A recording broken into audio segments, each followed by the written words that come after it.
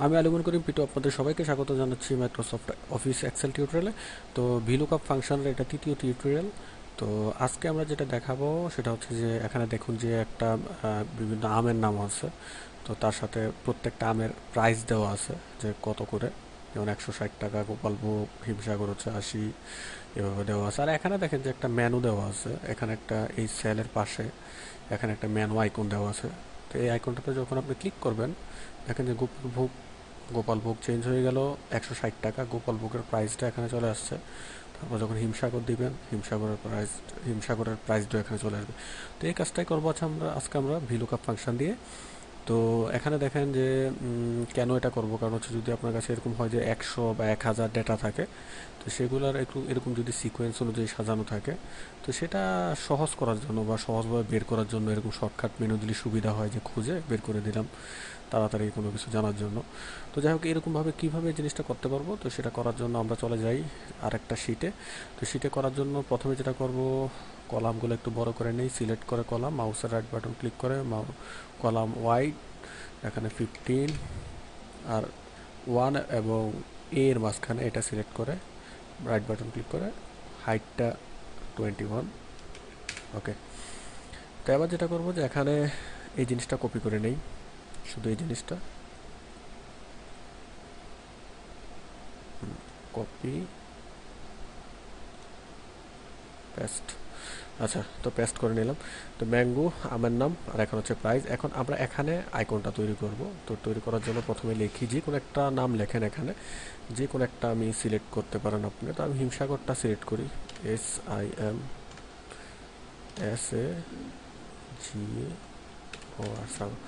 আচ্ছা, তো হিমসাগর সিলেক্ট করার পরে ভিলুকআপ ফাংশন দিব আমরা। তো ভিলুকআপ ফাংশন দেওয়ার জন্য প্রথমে ইকুয়াল সাইন দেওয়ার পরে লেখেন যে VL, লেখার পরে দেখেন যে এখানে নিচে ভিলুকআপ লেখাটা এখানে চলে এসেছে। তো এটা যাতে আমরা বাকিটুকু আর না লিখে, আপনি যখন ট্যাবে চাপবেন, অর্থাৎ কিবোর্ডের ট্যাবে যখন চাপবেন, তখন দেখবেন যে ভিলুকআপ লেখাটা চলে আসছে পুরোটা।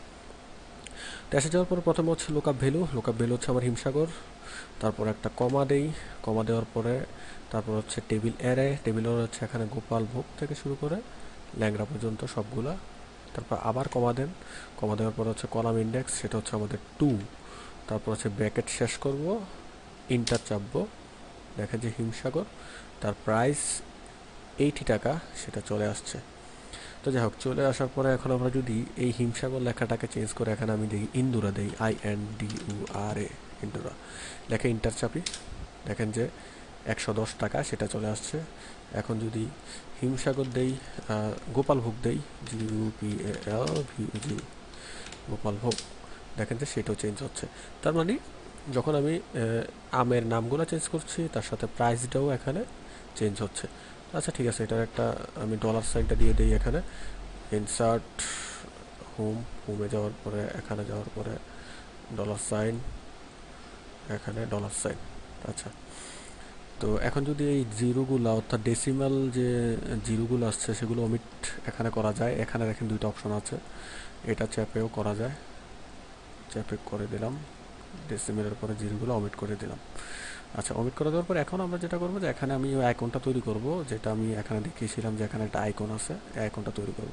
তো আইকনটা তৈরি করার জন্য এই গোপাল ভোগ লেখাটার উপরে একটা মাউস দিয়ে ক্লিক করেন, ক্লিক করে আপনি চলে যাবেন হচ্ছে ডেটাতে। ডেটাতে যাওয়ার পর এখানে লেখা আছে ডেটা ভ্যালিডেশন, ডেটা ভ্যালিডেশনে চলে যাবেন।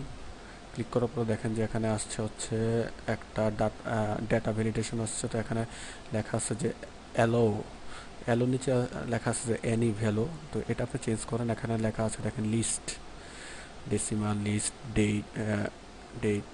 তো আপনি এখানে লিস্টটা সিলেক্ট করেন, করার পর এখানে লেখা আছে সোর্স।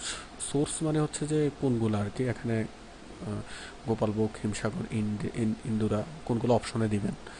তো সোর্সে যাওয়ার পর আমি অপশনগুলো সিলেক্ট করে দিই, গোপালভোগ, হিমসাগর, ইন্দুরা এবং ল্যাংড়া।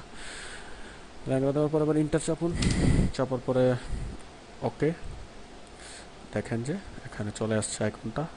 হিমসাগর দেন, চেঞ্জ হচ্ছে, ইন্দুরা দেন, চেঞ্জ হচ্ছে, ল্যাংড়া দেন, চেঞ্জ হচ্ছে। তো আশা করি ব্যাপারটা বুঝতে পেরেছেন যে কীভাবে আমি আইকনটা আনবো।